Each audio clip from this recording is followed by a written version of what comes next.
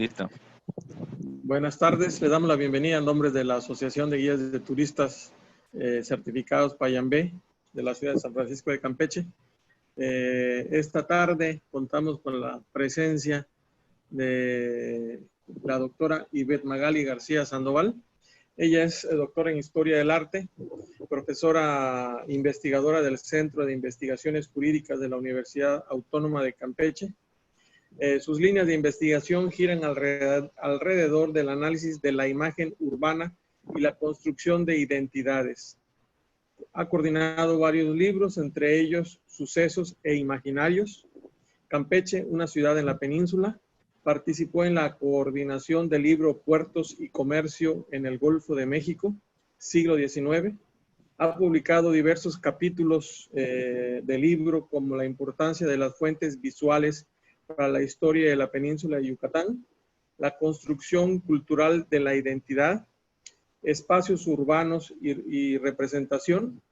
En la línea de análisis y de la representación, su tema central es la imagen de la ciudad, en específico Mérida y Campeche en los siglos XIX y XX. Pues es una gran amiga. Esta tarde nos va a platicar un poco sobre la charla que se llama Presente y Pasado de 1950, el Campeche Nuevo 1950-1965. Pues este es un periodo importante en la historia de la ciudad de Campeche, en donde se llevan a cabo grandes modificaciones en la imagen urbana, principalmente y urbanística de la ciudad actual de San Francisco de Campeche. Pues la doctora nos va a hablar un poco sobre este tema. Le damos la bienvenida, pero sin antes por recordarles, la charla va a durar 45 minutos y después vamos a tener un tiempo de 15 minutos para hacer preguntas.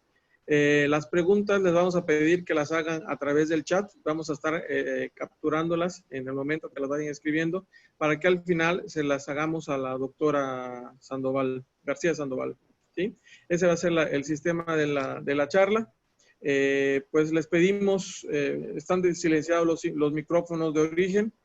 Los que lo tengan encendido, por favor, apagarlos para que no haya interferencias y se lleve a cabo lo mejor posible la práctica. Nuevamente, bienvenidos. Y pues le damos la bienvenida a los que ya están por allá, a Juan Manuel, a la doctora Rosario Domínguez. Muchas gracias por estar esta tarde acompañándonos. Y a ver si algún día también nos da una charla sobre lo que están haciendo ahorita en el Centro de Investigaciones Sociales de la UAC.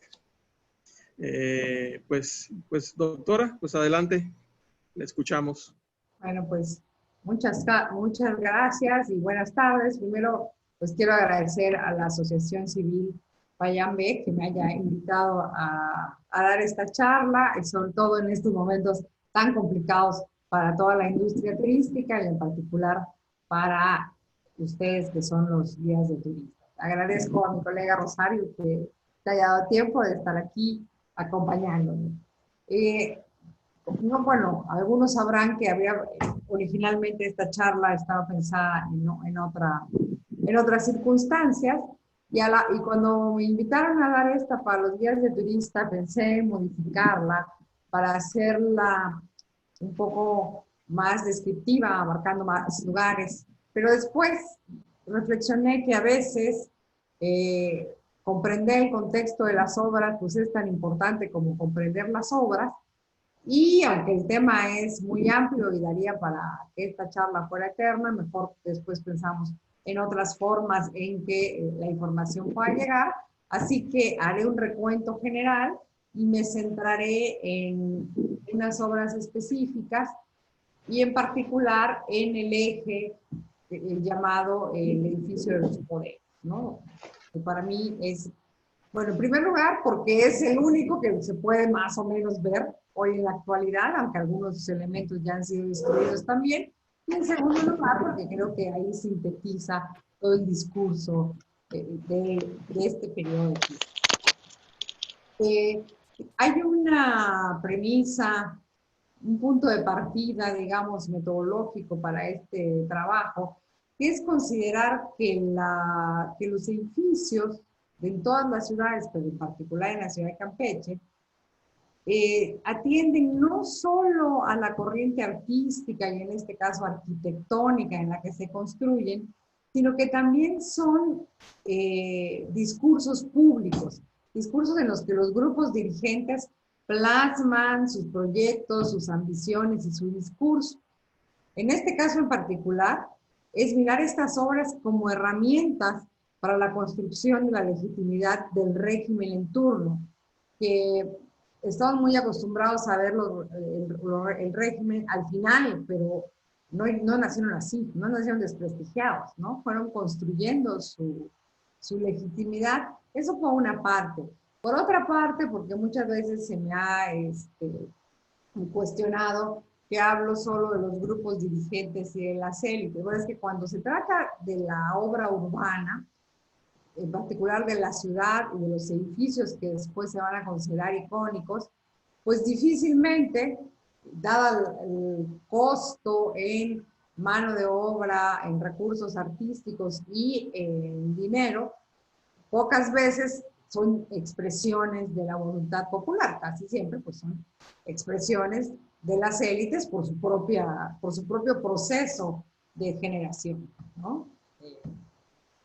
Algunas veces accidentalmente algún elemento popular se vuelve parte del discurso de la ciudad, pero siempre es a posteriori y, digamos, no nacen así, ¿no?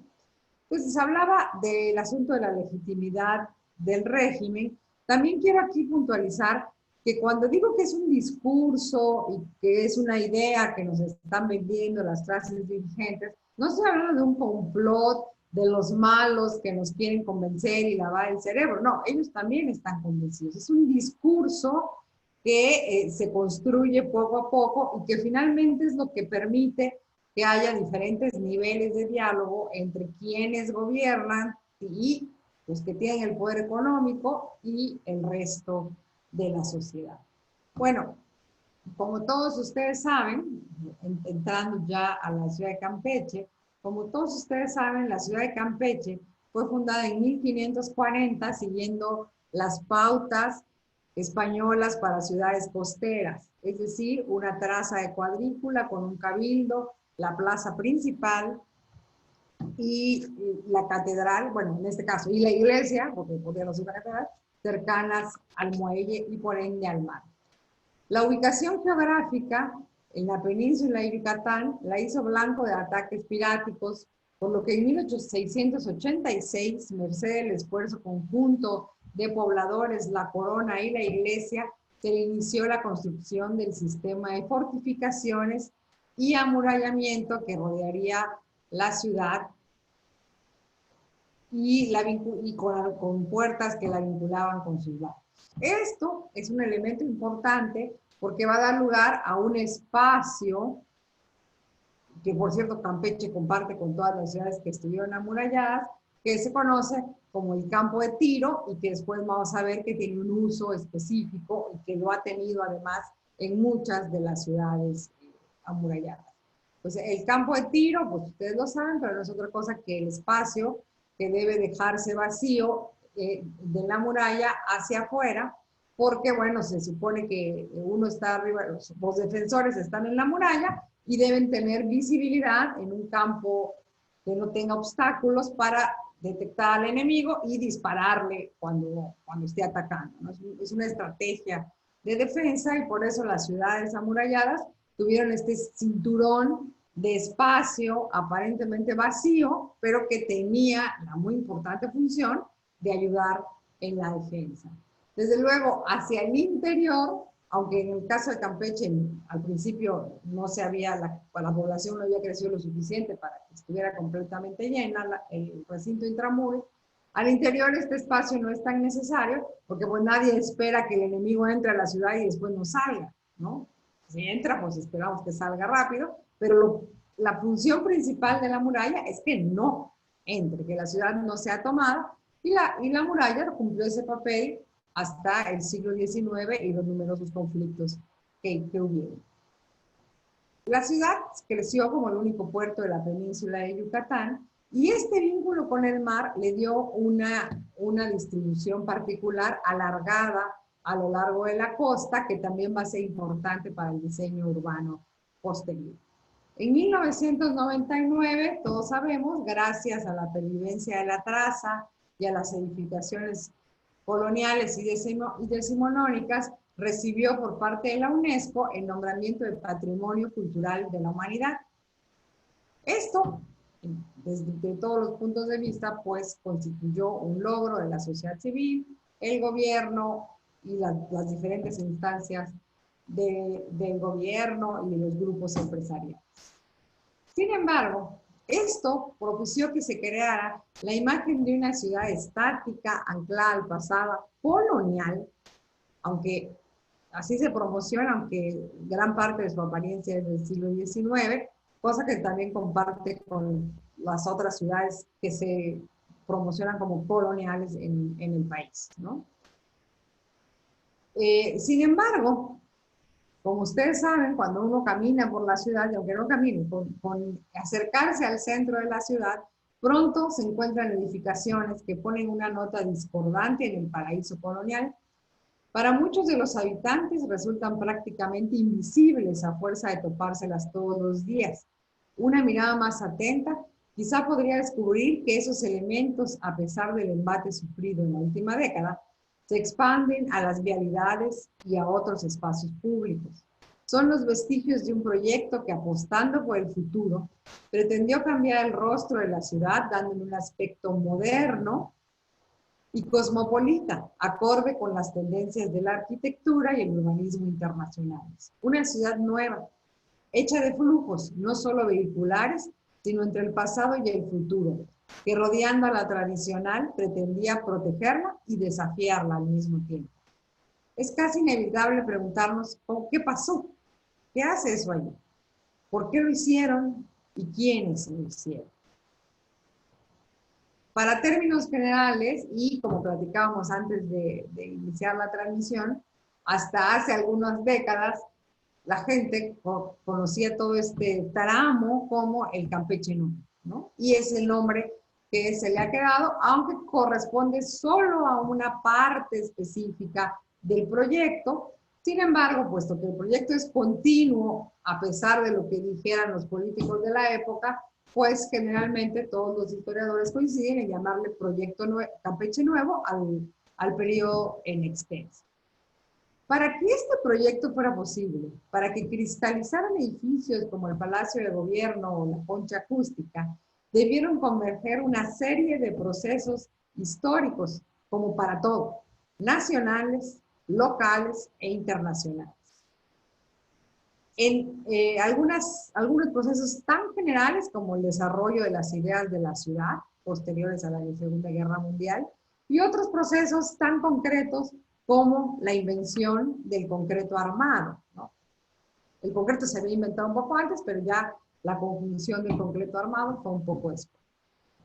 El factor local más importante fue el crecimiento de la población.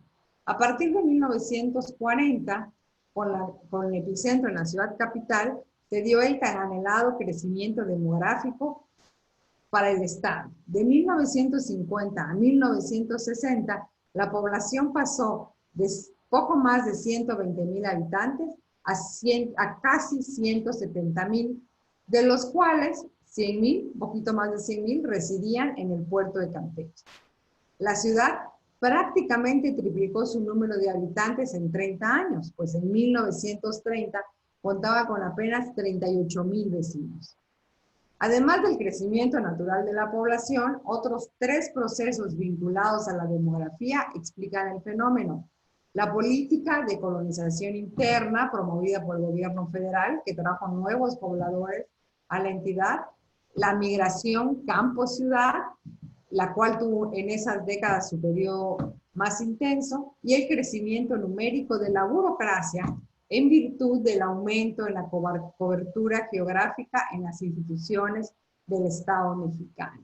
Es decir, hoy estamos muy acostumbrados a pensar en todas estas representaciones federales, son parte ya de la vida cotidiana, saber que hay una serie de dependencias que emanan del gobierno federal, pero ese fue un proceso bastante lento y que llevó varios años consolidar. Entonces, en estos años se da la institución, digamos que cristaliza el proceso de institucionalizar al Estado, y entonces llegan estos burócratas a todas partes del país.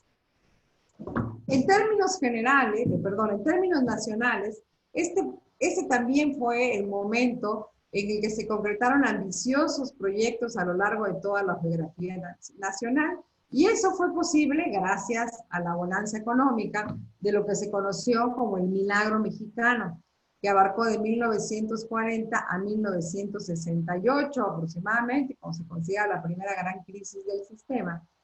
En ese lapso, el país logró un crecimiento promedio de 6% anual. Justo por eso es que se dieron estos desarrollos arquitectónicos en la Ciudad de México, muchos a cargo de Mario Pani, como Ciudad Universitaria, el multifamiliar López Mateos y la unidad Nonoalco-Tlatelolco.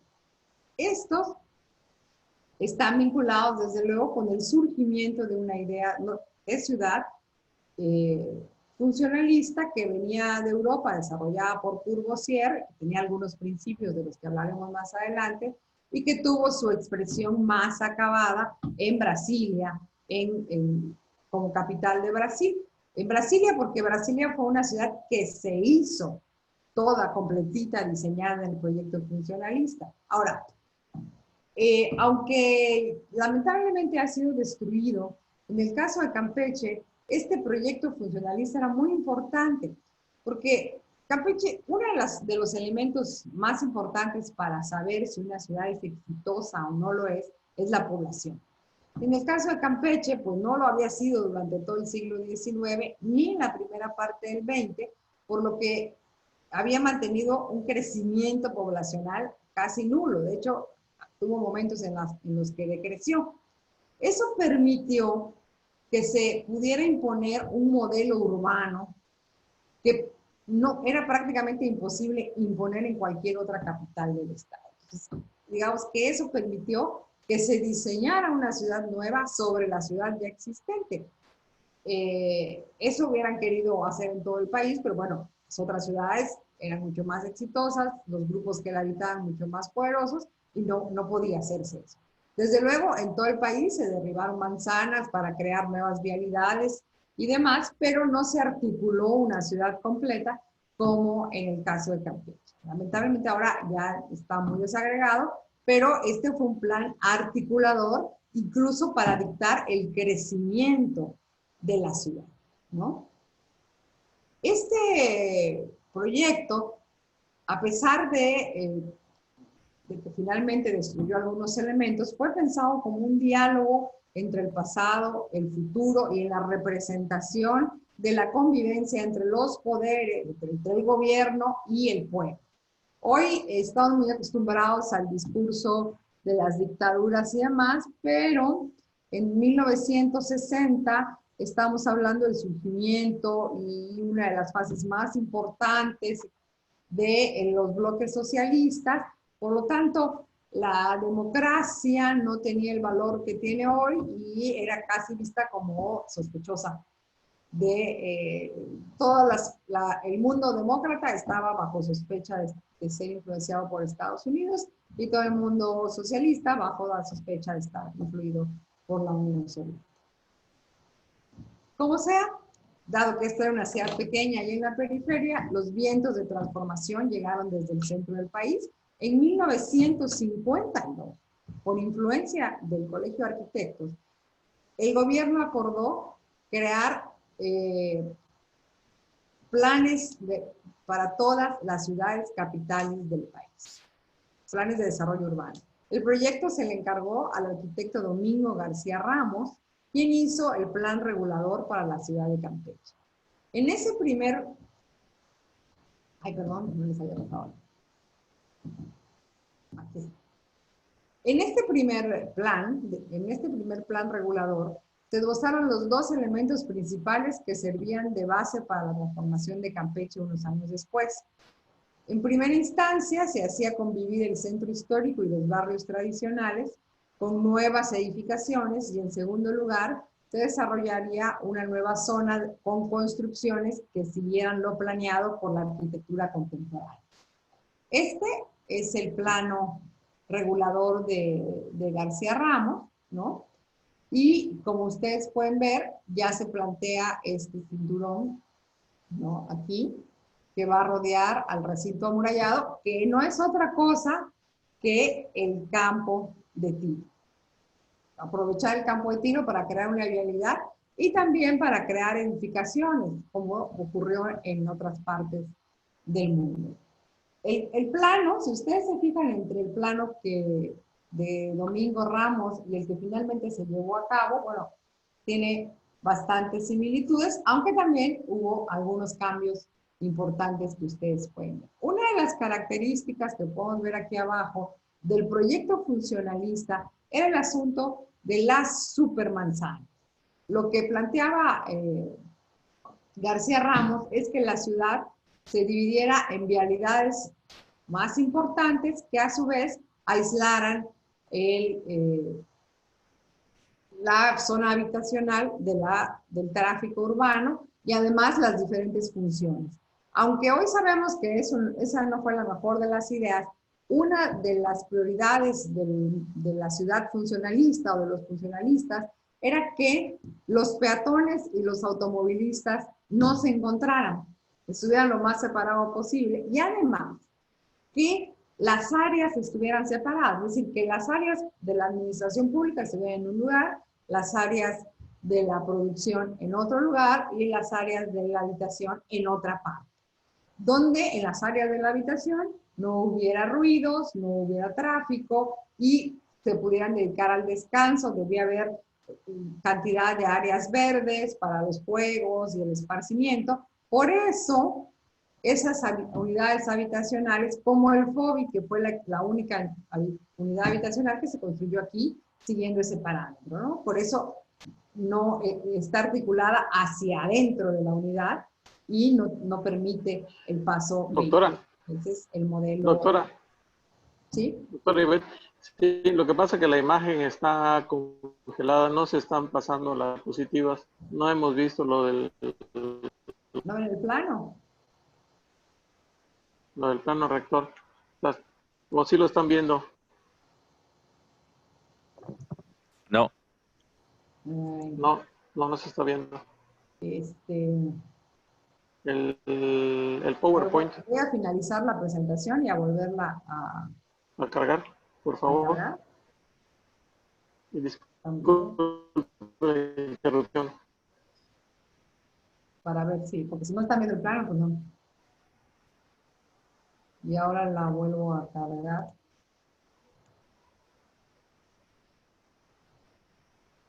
Permítanme un momento.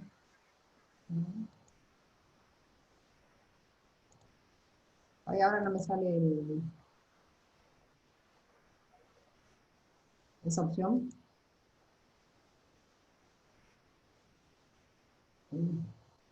Compartir. ¿Te sale? No. Dani, ¿puedes checarlo? Sí, en eso estoy. Ya. Dice que estoy compartiendo la pantalla. ¿Se ve? Sí, sí se ve. Ahí está. Ahora sí. Ya está listo. Perdón. ¿Puedes avanzarla? Perdón. ¿Ahora sí se ve? Sí, pero ok, ahora sí se está moviendo. Gracias, disculpe la interrupción. No, pues qué bueno, porque si no, estamos hablando de nada. Ok, ese era el plano que estabas hablando. Exacto, este plano arriba a la izquierda es el plano de García Ramos, que como ustedes ven ya plantea, esto ya es el proyecto de un crecimiento de la ciudad hacia el mar. Desde 1952 ya se está planteando que la ciudad debe crecer hacia el mar, ¿no? Es este que está aquí con un nuevo muelle, así, muy sofisticado. Se plantea ya desde entonces también de rodear la ciudad, aprovechando el campo de tiro con una vialidad que tenía un doble propósito: articular el tráfico y disminuir el paso de automóviles por el centro histórico para protegerlo. Y también ya se consideraba que debían tomarse esta especie de dos ejes, uno siguiendo la parte más larga de la ciudad junto al mar, ¿no?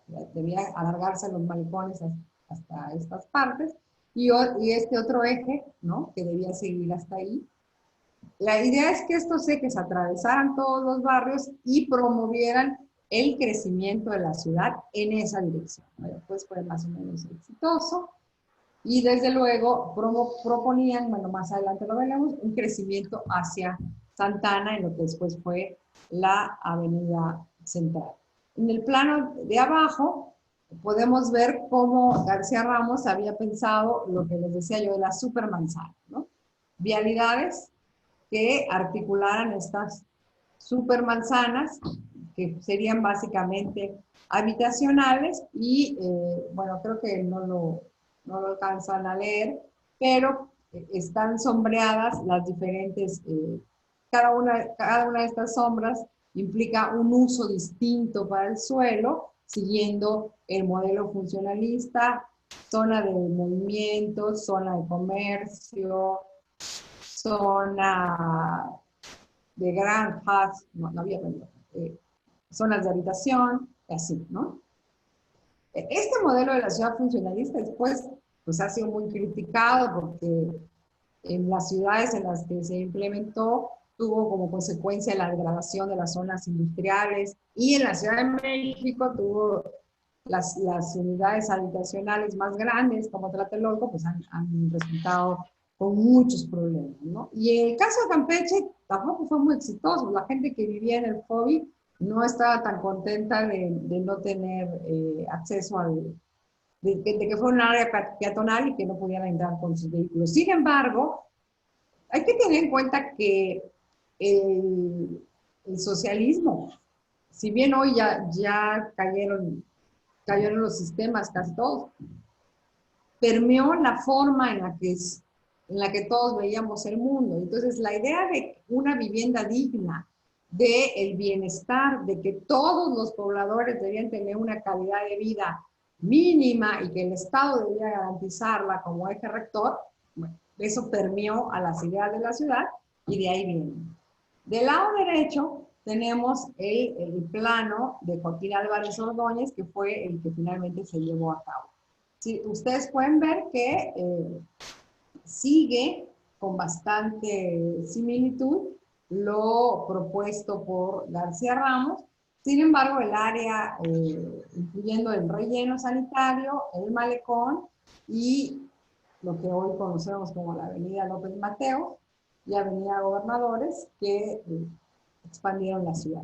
También con esta parte, ¿ven? Esta parte que está aquí en negro, es la parte donde se construyeron la clínica del Seguro Social y el mercado Pedro Sánchez Baranda, ¿no? Estaba, digamos, diseñada para que ahí se construyeran algunos de los servicios públicos más importantes. Pero el proyecto, después de esto, quedó ahí. Esto yo sí quiero puntualizar. Este no fue un proyecto que fuera comprado por el entonces gobernador de la entidad, ¿no? Simplemente fue algo que se hizo para todas las ciudades capitales del país, y este es el que le correspondió a Campeche. Y se quedó ahí más o menos durmiendo hasta que llegó Alberto Trueba Urbina al gobernador del estado de 1955 a 1961. Algo muy importante que hay que decir aquí: ¿cómo funcionaba el sistema político en ese momento? Una de sus características es que a medida que se fue consolidando el partido único, estuvo basado, y funcionó así, en el presidencialismo y la aglutinación de diferentes sectores sociales en un partido hegemónico. Por eso sobrevivía. Cosa que era un modelo de partido que había en otros países también, ¿no? Las diferentes organizaciones al interior del partido hegemónico formaban un sistema de pesos y contrapesos con los diferentes grupos disputándose el poder dentro.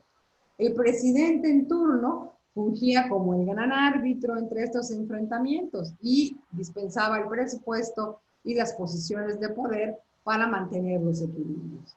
En esta dinámica se repartía todo desde la presidencia con mucha discrecionalidad, lo cual mantenía el equilibrio entre los distintos sectores, fortalecía la figura presidencial y permitía fortalecer o debilitar a determinados políticos que podían estar en función de los intereses del presidente de la República. Como todos ustedes ya saben, eso era sexenal y se considera que esa fue uno de los éxitos de las cosas que hicieron posible la duración de este sistema. Trevor Urbina, como esto ocasionaba que todos los nombramientos importantes, como los de los gobernadores, se hicieran desde el centro del país. Si bien se negociaba más o menos con los grupos locales, en realidad el poder estaba en el centro, sobre todo en una ciudad, en el caso de una entidad como Campeche, con pocos habitantes, pocos recursos económicos y cuya élite tenía muy escasa fuerza para oponerse al centro. Así, los gobernadores eran nombrados desde el centro, la mayoría había desarrollado su carrera política en la Ciudad de México y entonces necesitaban legitimarse en dos partes. Legitimarse de cara al presidente de la República que los había nombrado y de cara a la sociedad campechana que ahora eran sus gobernantes. Y por eso la obra pública es tan importante en ese periodo. Sigue siendo importante, pero por otros motivos. Entonces, Trevor Urbina, que además era considerado una persona ilustrada y demás, fue el que echó a andar el Campeche Nuevo. Así se llamó su proyecto de gobierno, Campeche Nuevo. El plan de la obra de gobierno no se constreñía al urbano. Por el contrario, abarcaba el desarrollo de los ámbitos económico, cultural y social de la entidad. Una de sus principales propuestas consistía en impulsar la actividad turística como el motor de la reactivación económica. La idea de que a través de las obras propuestas la ciudad y el Estado se sacudirían del marasmo en el que se hallaban e iniciarían el camino hacia un futuro prometedor. El pensamiento era que Campeche renacía, el pensamiento de que Campeche renacería fue recurrente en todos los gobernadores. De ahí que se pensara la obra como una especie de apoteosis que culminaría justo 100 años después de la separación de Campeche y Yucatán. Voy a citar lo que dijo Trevor Urbina. Recuerdo en este momento, en prueba de convicción inalterable, lo que anuncié al tomar posesión del Poder Ejecutivo del Estado. Tenemos la seguridad de que la transformación económica y social que proclamamos y la edificación del Campeche Nuevo alcanzarán su apogeo al conmemorarse el centenario de la erección del Estado en 1957. Tal como ocurre hoy, no eran pocas las voces locales que comulgaban con la idea del Ejecutivo acerca de que el turismo podría ser la tabla de salvación que Campeche necesitaba, la cual además se encontraba al alcance de la mano. Solo hacía falta que los campechanos se esforzaran por conseguirlo mediante la conjunción de esfuerzos entre los sectores público y privado. El artículo La ciudad y el ocio del progreso ilustra con claridad dicha idea. El artículo fue escrito por Víctor Montejo Godoy en la revista Campeche Nuevo, que se editó durante el gobierno de Alberto Trueba. Y decía Víctor Montejo: hoy, en estos momentos, Campeche se dispone, se prepara para ser un centro turístico, un centro de atracción general. Campeche, cual ave fénix, renacerá de sus cenizas. Todo depende de nuestro gobierno y de nuestro pueblo. Víctor Montejo era un respetado médico reconocido como un hombre culto, según los parámetros de la época, quien solía escribir en los principales medios impresos de la ciudad. Los grupos dirigentes campechanos partían de una premisa básica, que por cierto sigue más o menos vigente. La ciudad en particular y la entidad en general contaban con los atractivos naturales y culturales suficientes para atraer viajeros nacionales e internacionales. En este sentido, solo era necesario un programa bien estructurado que lograra coordinar a todos los sectores para la indispensable tarea de invertir en la infraestructura necesaria, brindar los servicios a los hipotéticos visitantes, el transporte y promocionar a la entidad.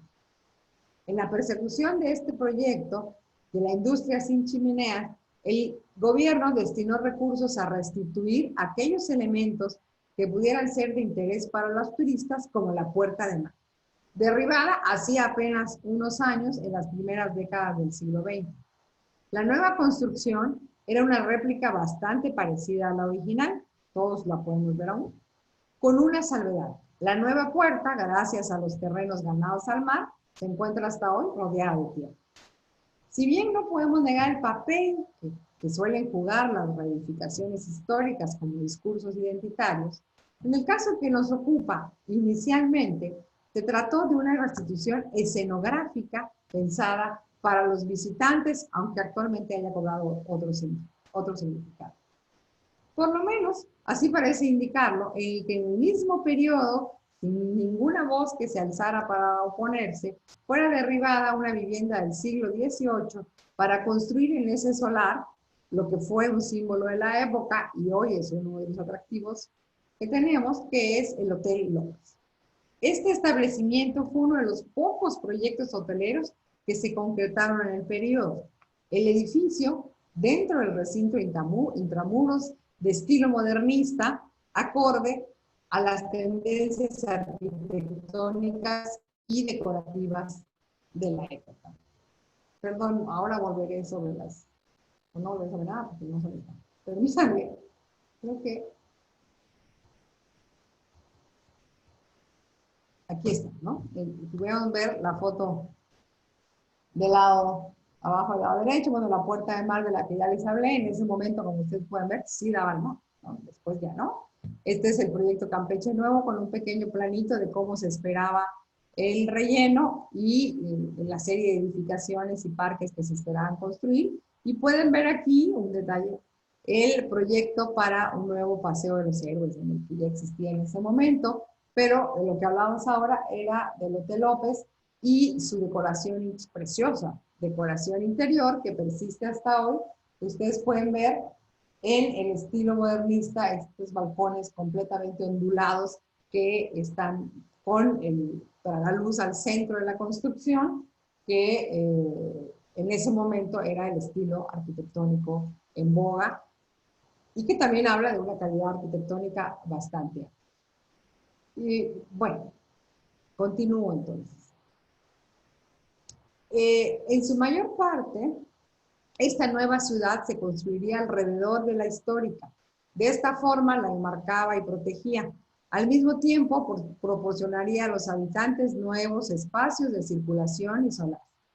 Aunque anteriormente Campeche contaba con un paseo marítimo, uno de los objetivos más importantes de Nueva Urbina era la construcción de un malecón que sirviera para comunicar a los barrios extramuros y proporcionar un nuevo paseo a los campechanos, eliminando la necesidad de atravesar el casco histórico para transportarse de un lado al otro.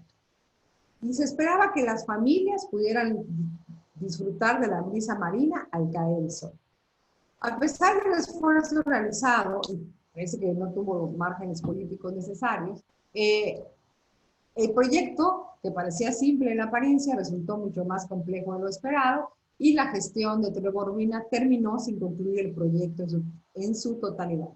Sin embargo, literalmente había sentado las bases sobre las que más tarde se construiría el nuevo rostro de la ciudad, tal y como él mismo esperaba, según lo manifestó en un mensaje que dirigió a los campechanos, donde decía que Campeche Nuevo es la zona urbana que se gana al mar, comprendida del barrio de San Román al barrio de Guadalupe y a la orilla de la playa frente a nuestro viejo y legendario solar. Una superficie de 250,000 metros cuadrados. A pesar de todo, y de que él mismo decía que el nuevo gobernador, José Ortiz Ávila, llegó y pasó a conocer esto simplemente como el relleno sanitario echó a andar un nuevo proyecto que en realidad era la continuación del mismo. Pero para construirlo, parece que Trevor Urbina tenía bastante más margen político y mayor habilidad para conseguir presupuesto. Pues, esta tarea recayó en el por entonces joven arquitecto Joaquín Álvarez Ordóñez, quien también, Joaquín Álvarez Ordóñez era bastante joven y había colaborado en la construcción, en los proyectos de construcción de la UNAM, de Nonoalco, es decir, se encontraba en la escuela funcionalista mexicana. También hizo su propio plano regulador y la idea que subyacía a este proyecto era que como capital de un estado federal, el puerto campechano debía ser capaz de responder tanto a las demandas de sus habitantes como a la necesidad simbólica de presentarse y percibirse como el asiento de los poderes. De ahí que la ubicación de los poderes públicos fuera un elemento fundamental en la construcción de la nueva ciudad. En suma, debía tomar el papel de capital que hasta entonces se le regateaba por todas partes, principalmente por la vecina Mérida y Ciudad del Carmen. El proyecto urbano se apegaba a lo dicho por la Carta de Atenas, publicada por Courvoisier unas décadas antes, en la medida en que fuera posible de realizarse en esta ciudad preexistente. Debía estar unida por vialidades fluidas que se enlazarían y articularían, propugnando por una visión de conjunto a futuro. El documento proponía establecer una serie de lineamientos constructivos con el objetivo de homogeneizar las edificaciones en los nuevos desarrollos que paulatinamente irían siguiendo estos lineamientos. Y, como todos ustedes saben, se concesionaron algunos solares, como el del Hotel Baluartes, fue el más importante. Aquí podemos ver cuando la construcción va iniciando. Aquí el muelle que quedó dentro del relleno y que debía hacerse uno nuevo. Pero elegí estas fotos en particular para mostrarles a ustedes la velocidad a la que se construyeron estas obras públicas. Ustedes pueden ver que ya se inició la construcción del Hotel Baluarte y no hay nada. Todavía esto es un solar vacío. Aún no se termina, ¿no? Está recién terminada la construcción del Hotel Baluartes, cuando ya tenemos el conjunto de gobierno construido en pleno, ¿no? Se construyó, además hay una serie de mitos urbanos que son, algunos elementos son ciertos. Aquí les traje una foto. ¿Ven? En esta foto se puede ver este letrero del que nos han hablado todas, bueno, mi mamá y sus abuelitas, que dicen que faltan 50 días para terminar la obra. Bueno, voy a ir cerrando porque ya se acaba el tiempo, pero quiero centrarme en este conjunto que, como ustedes saben, se llama unidad de gobierno. Bueno, ya que nos tocó la fuente aquí, hablo brevemente de la fuente. Una de las características arquitectónicas, bueno, ustedes saben que en este estilo se hicieron la universidad, el mercado, las carpas de la Alameda, los remates visuales que ya desaparecieron, la concha acústica, las 3 plazas de la concha acústica, conocido como el Paseo de los Héroes, y demás elementos. Uno de los más representativos era la Fuente del Progreso, una espiral ascendente que significaba justamente el futuro que nos esperaba, pero basado en la historia, porque podemos ver que se trata de una representación estilizada de un baluarte, ¿no? Están los planos inclinados y la almena con la que la fuente está rematada. El periodo revolucionario, el periodo priista, fue un discurso que estuvo basado en el nacionalismo, un discurso nacionalista muy fuerte, presente en todos los elementos, pero también en la unidad, en la idea de que el partido y el pueblo eran uno mismo, así como en el soviet, ¿no? De hecho, aunque nosotros hemos destruido mucho de esto, en los países socialistas hoy es un atractivo turístico ir a ver sus esculturas y sus edificaciones con este discurso, el discurso nacionalista estridente de los partidos hegemónicos, ¿no? Es como pegar de gritos diciendo que somos mexicanos. Y por eso se llama unidad de gobierno. Y aquí la vemos completamente. Está la Cámara de Diputados formada, como ustedes pueden ver, por dos pirámides invertidas que estuvieron rodeadas por un espejo de agua que dice en latín, en la entrada, la voz del pueblo es la voz de la ley, ¿no? Y esto son pirámides en alusión al pasado prehispánico de la ciudad, en alusión al pueblo que está compuesto por una mayoría del pueblo maya, y por lo tanto es el estilo que se elige para la cámara. Y además pueden ver ustedes que estos triángulos están sostenidos solo por pequeñas uniones, o sea, no está completamente embonado uno sobre el otro, sino que la pirámide de arriba solo tiene estos 8 puntos de contacto con la de abajo, es decir, es una obra en estructuralismo,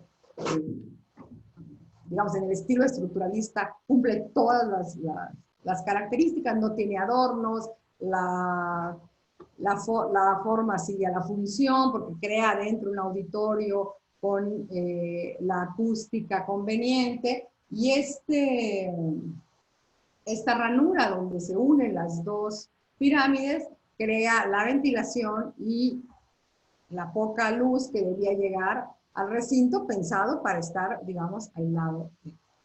Después tenemos esto, que todos conocemos como el Palacio de Gobierno, que fue diseñado, aunque los cristales se le colocaban desde el principio, en realidad fue diseñado para no tener nada que interrumpiera la visión, porque la idea es que era el intermedio entre las dos ciudades, la ciudad histórica y la ciudad del futuro, con el Campeche Nuevo que estaba de este lado, y la idea era que se pudiera ver el mar, la alusión continua al mar desde la parte histórica de la ciudad. Sin embargo, prácticamente desde su construcción se le hicieron estos.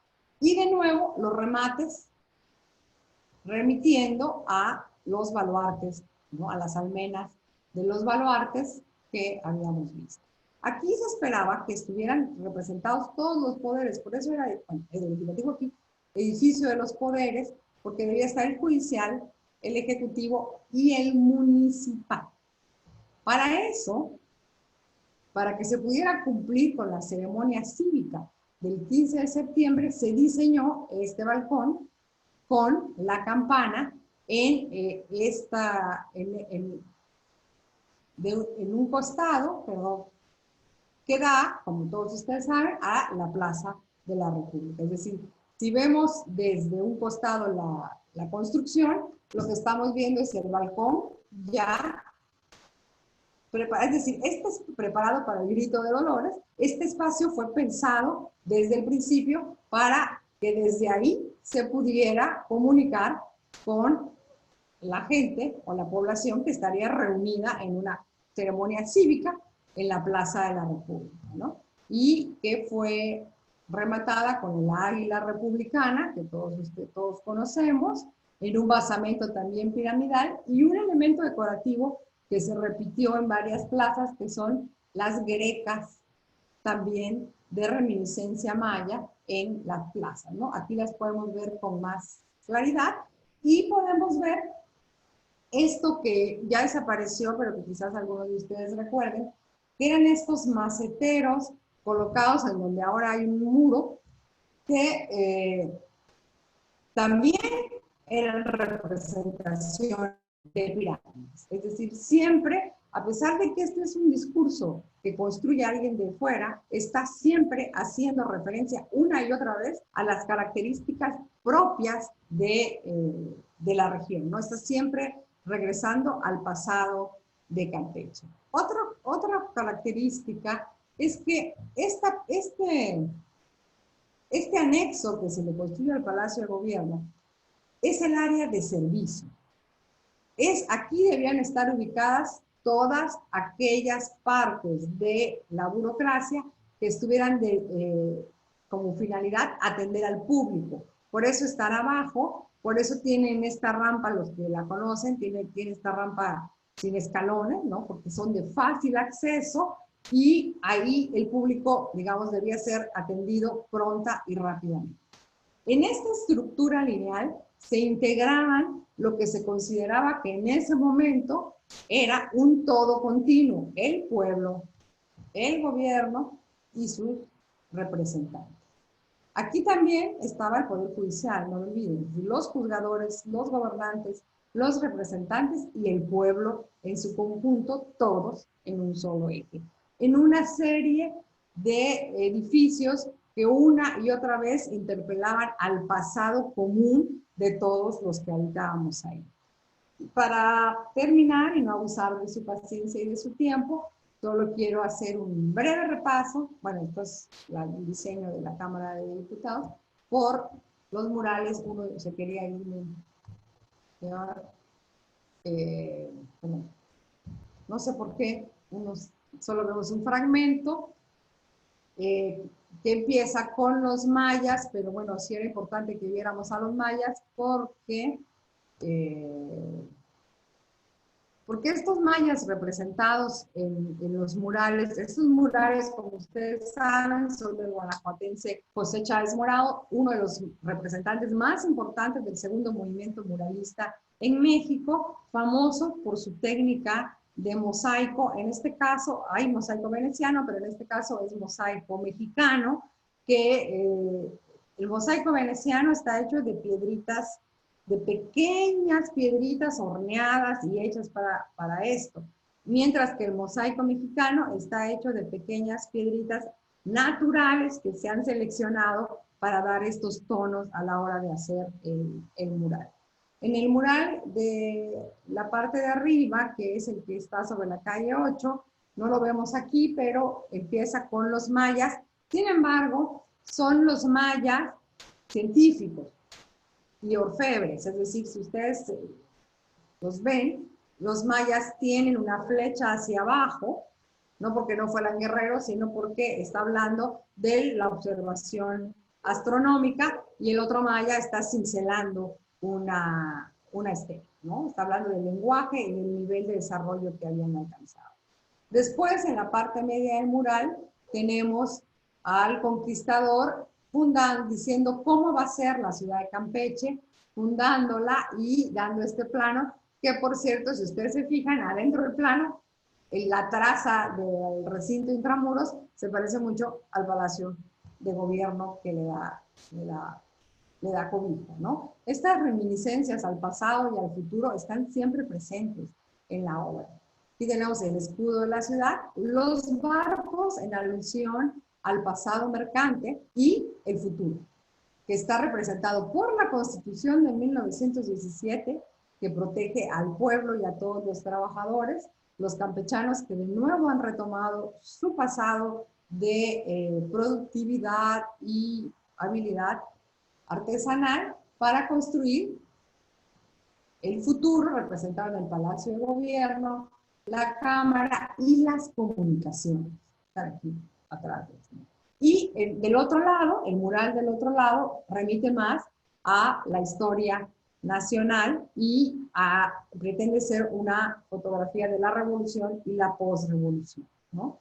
Y aquí más bien es una alegoría revolucionaria con las actividades productivas del momento y de nuevo una pequeña referencia al pasado maya, a los campesinos sembrados, al pueblo que ha roto las cadenas en las que las tenía el porfiriato, la incipiente industria petrolera que podemos ver, ¿no? Recuerden, acababa, digamos, hacía unos cuantos años, una década, un poco más, que había sido la expropiación petrolera. Entonces aquí podemos ver al pozo petrolero y a los obreros trabajando en eso, el oro negro, y la expansión de las comunicaciones de nuevo. Vean que el poste de teléfono hace las veces de el asta bandera, porque lo que nos está hablando es de un futuro promisorio, de un país que se está modernizando a pasos agigantados, ¿no? Desde luego, aunque se vendió siempre y se manejó la idea de proteger al pasado, este proyecto, pues sí, cobró bajas porque fue destruido el antiguo Palacio de Gobierno. Y esto fue construido en el mismo lugar en donde antes estuvo el lienzo de muralla. Si bien es un proyecto que intentó modificar la ciudad por completo, popularmente fue poco exitoso, no tuvo la apropiación que se esperaría del resto de la población, también porque nunca hubo un discurso oficial y una campaña para reivindicarlo. Y sí es cierto, por otro lado, que en ese momento relegó a la ciudad histórica a un segundo plano, como podemos ver en esta postal de la época hecha pues para promocionar a Campeche. A pesar de todos esos esfuerzos y la calidad de la obra arquitectónica y urbanística, fue tan importante que todavía hoy la ciudad sigue distribuyéndose en gran medida, por lo que en ese momento se construyó como la Avenida Gobernadores, el Circuito Baluartes, la Avenida López Mateos, el primer malecón Miguel Alemán, y desde luego aquí no les he mostrado por falta de tiempo todo el conjunto de camellones, espacios públicos, plazas, parques pensados para integrar a la población, ¿no? Recuerden que aquí el discurso permanente es el pasado, la comunidad, la sociedad en común y esta unidad, partido, pueblo, gobierno. Pues espero que les haya gustado y que tengan muchas preguntas y que me inviten en otra ocasión para hablar de más a profundidad y de otros espacios construidos durante esta época. Muchas gracias.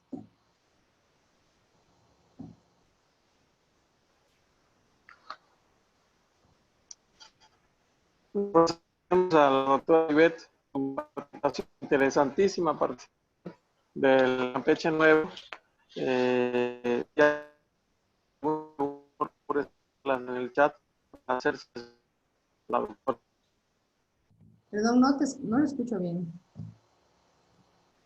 Si alguien tuviese alguna pregunta para la doctora sobre lo que dijo, algún comentario, por favor, escribirlo en el chat para hacer unos minutos para preguntas y respuestas.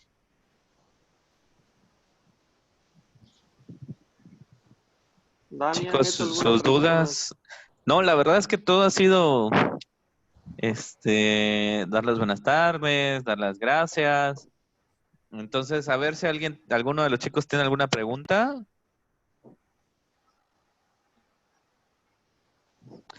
Mario nos dice muchas felicidades, súper enriquecedora. ¿Existen maquetas o proyectos de hacerla? No entendí eso. Maquetas no, el Que sí, proyecto sí existe en el archivo en general del planos. Estado, está el proyecto completito. Y La el primero está disponible en internet. El que no se construyó. La UNAM lo puso lo hizo público ya. La doctora Rosario Domínguez te manda felicitaciones. Gracias. Galaxy J7 también, una excelente presentación, muchas gracias.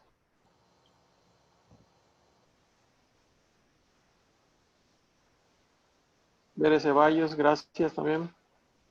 Tiene una pregunta. Vera levantó la mano. ¿Puedes escribirla, Sí. Vera?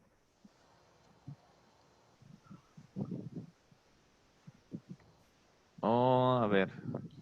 ¿Le das micrófono? Sí, voy.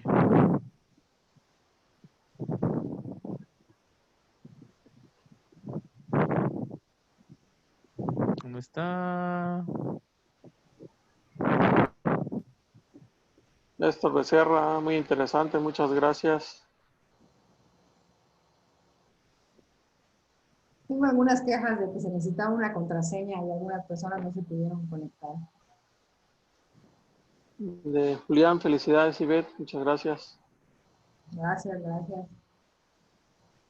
Vera, si activas tu micrófono.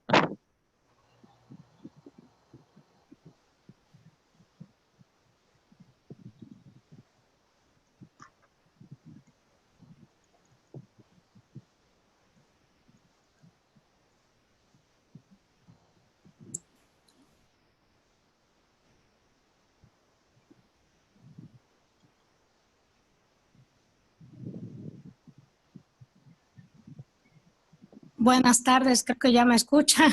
Ahora sí. Sí, ya te escuchamos.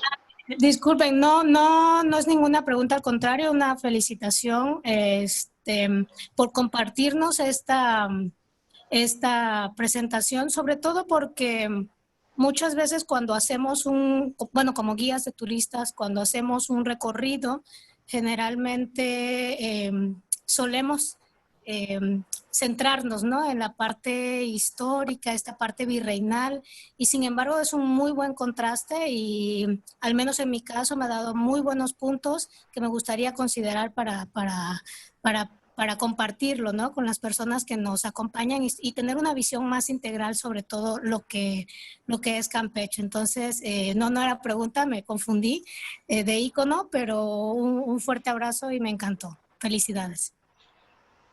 Pues muchas gracias, qué bueno que les dio. Espero que cuando la contingencia pase podamos hacer un recorrido in situ, un poco para ver qué es lo que todavía se puede rescatar de lo que queda y tampoco tiene mucha gracia hablar de lo que ya no está, ¿no? Bueno, digo, un recorrido turístico. Mario tiene una pregunta, Daniel. Sí, claro. Mario nos dice, el ingeniero Mario, los terrenos ganados al mar fueron vendidos, cedidos, se quedaron como terrenos públicos. ¿Pudiera comentarnos algo? Los terrenos, los primeros, es que no hay que olvidar que en los 80 hubo otro segundo proceso de relleno sanitario, ¿no? Donde hoy está el Polo Campeche, todas estas partes que fueron vendidos. En la primera parte fueron cedidos. La mayor parte de los terrenos fueron cedidos y más tarde vendidos, pero en el primer momento todos fueron cedidos. Porque lo que se buscaba, es decir, sí se regalaban, pero con condiciones. La condición era que se construyera, o sea, el Estado le cedía un espacio, pero debía construir inmediatamente. De hecho, a pesar de sus buenas intenciones, fue bastante lento el proceso, pero muy exitoso. Este proyecto Campeche Nuevo se considera el primer movimiento excéntrico de las élites, es decir, la primera vez que los grupos con el mayor poder adquisitivo abandonaron el centro para irse a vivir fuera de él. Claro, hoy lo vemos también como parte del centro, pero en ese momento no lo era. Era excéntrico, y de ahí que podamos ver estas, de verdad, estupendas casas del Campeche Nuevo, construidas todas al más puro estilo funcionalista, la mayoría por arquitectos campechanos, y además hay que reconocerlo, sin que el estilo, la construcción y los elementos decorativos le pidan nada al mejor funcionalismo del país, con una calidad constructiva muy importante. Yo creo que uno de los elementos más valiosos del Campeche Nuevo fue la escuela de construcción que dejó, porque después se hicieron también estos techos, de los cuales ya tenemos muy pocos, de los que se llaman techos de acordeón, techos paraguas, como el que tenía la Pepsi, que son construcciones de un estructuralismo y de un cálculo de ingeniería muy avanzado, porque son grandes extensiones sin columnas, ¿no? Muy propias de este estilo de construcción, donde las estructuras parecen sostenerse a sí mismas, ¿no? Esto Becerra también creo que tiene una pregunta.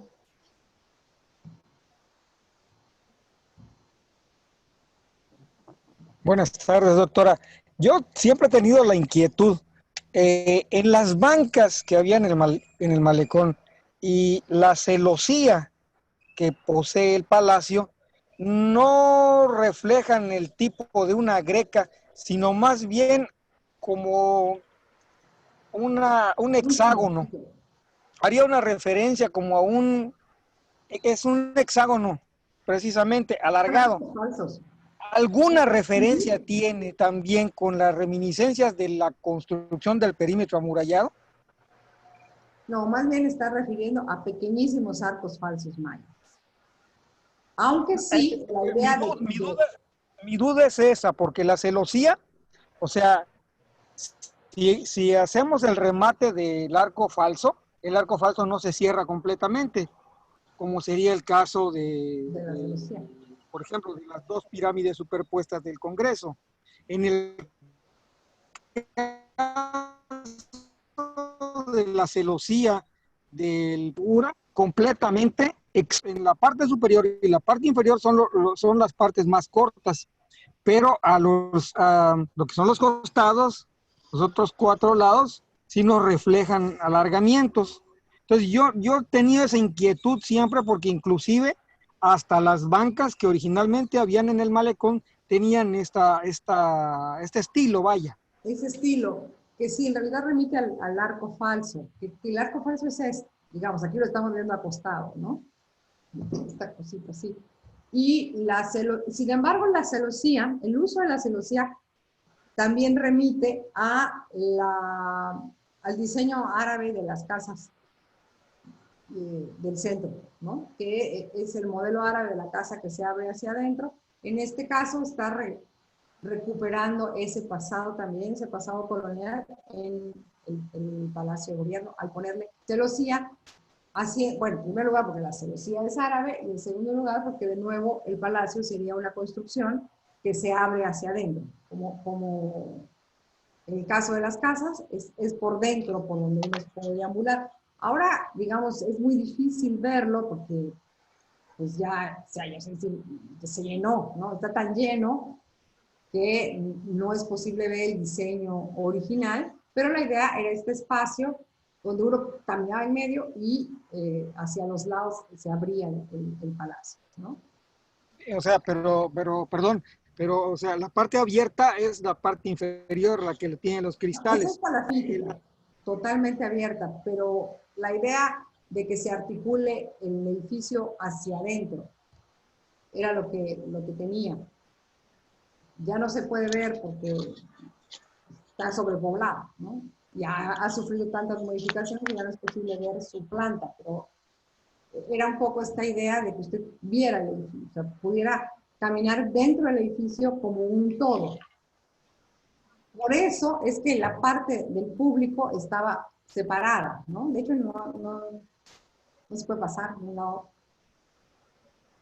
Esta parte donde debería estar el acceso al público y aquí todas las oficinas, ¿no?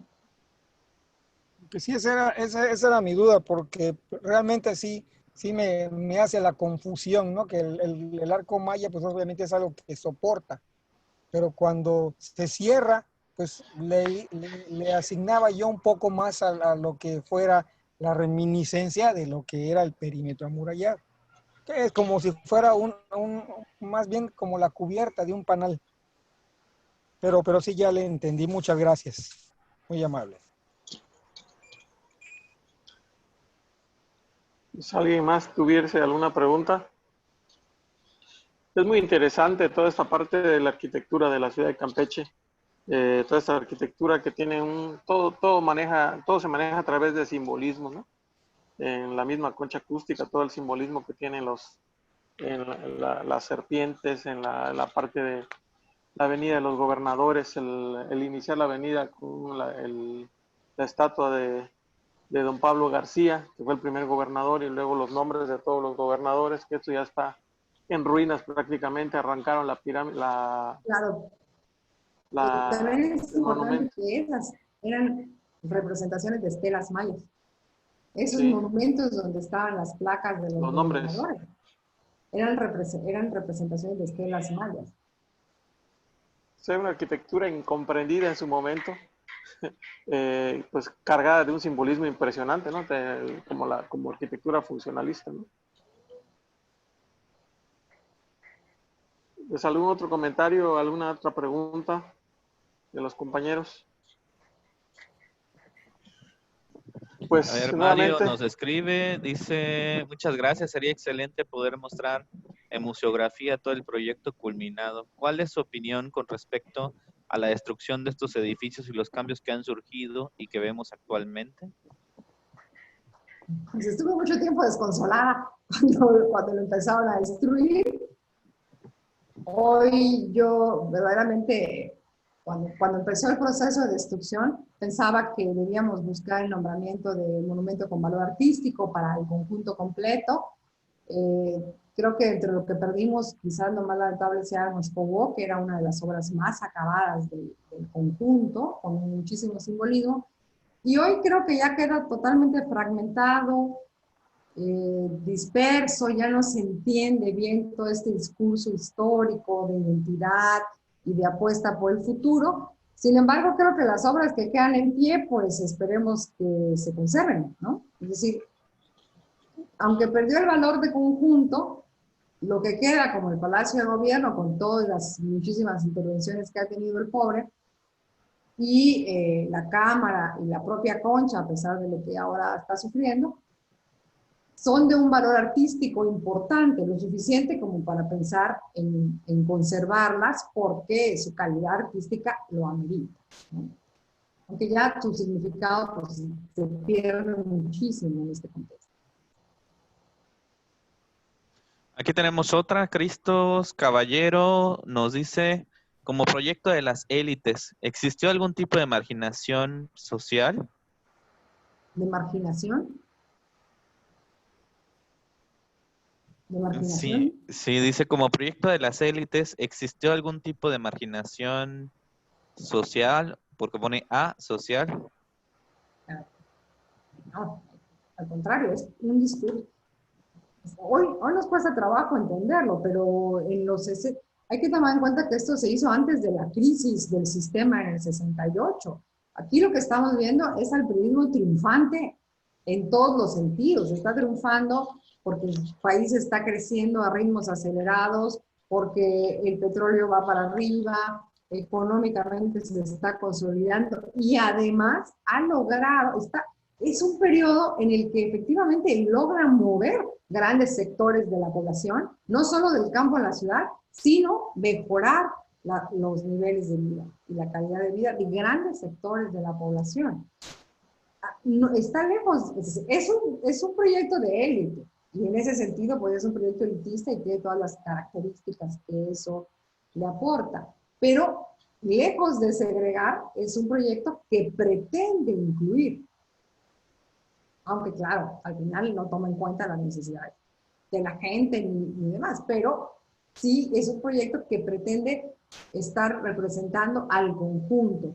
Recuerden que el nacionalismo revolucionario no plantea ni por asomo que haya ciudadanías distintas o autónomas o grupos diferentes. Lo que está planteando el nacionalismo revolucionario es que todos mexicanos somos iguales.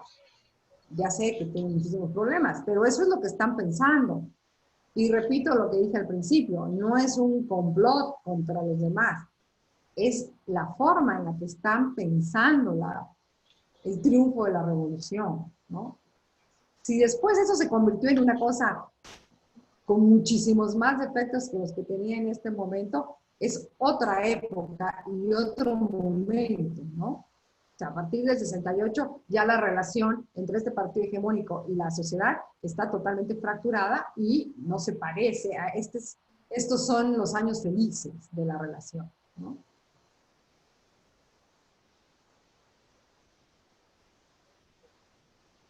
Pues muy interesante todo esto que tenemos aquí en la ciudad de Campeche, que prácticamente lo pasamos a veces inadvertido, pero es, como ya mencionó, es un conjunto con un valor artístico extraordinario, que pues es producto de la época, ¿no? Es producto del momento histórico que se dio, pues que hay que reconocerlo como tal y también estar orgullosos, ¿no?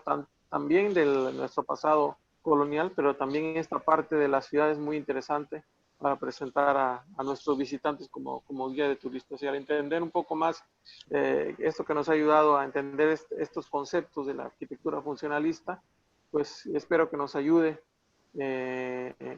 pues aportar algunas cosas más interesantes en nuestros recorridos como guías. Pues no sé si los compañeros tienen alguna otra pregunta. Yo quisiera preguntar un poco acerca de los murales, porque normalmente se toman, por ejemplo, tenemos los murales del Palacio de Gobierno de Chávez Morado, pero igual teníamos, por ejemplo, unos en el Parque Mochcobó y hay Ya, algunos otros no. alrededor. Entonces, ¿cuál era la idea de todo ese muralismo? Y digo, sé que estaba este nuevo auge del muralismo. Y Bueno, en la plaza del centro también había murales. también había murales. Ujú. La idea del muralismo, del primer movimiento y del segundo también, era que los murales eran una forma de enseñanza, o sea, eran formas, usos didácticos del arte para transmitir a toda la población casi siempre pasajes de la historia, personajes. Es la, la creación del pueblo mexicano, ¿no? La identidad mexicana se está transmitiendo a partir de los murales. Por eso el movimiento muralista es tan importante para la post-revolución, porque es el que plasma sus discursos y los plasma visualmente, ¿no? Entonces, por eso hay murales por todas partes y por eso todavía seguimos haciendo murales, aun cuando ya no tienen el valor artístico de ese momento. Ahora, si ustedes se fijan, incluso los murales de Diego Rivera y los del primer movimiento y los de Orozco y demás, si vemos estos murales que cuentan historias, siempre están el pasado, el presente y el futuro glorioso que nos espera gracias a la revolución. O sea, esta idea de un pasado glorioso indígena que fue roto por la terrible desgracia de la conquista, liberado por Miguel Hidalgo y otra vez vuelto a sujetar por el malvado Porfirio Díaz y nuevamente liberado por la revolución, pero que después va a llegar, por cierto que, tal como el mural de Chávez Morado, en virtud de la ciencia. Es gracias a la ciencia y la tecnología que México va a llegar a un futuro glorioso. Ese discurso se repite en todos los murales.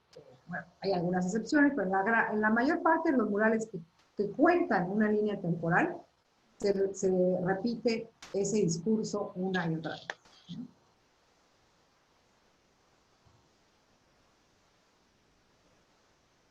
No sé si con eso contesté la pregunta. Sí, sí, muchas gracias.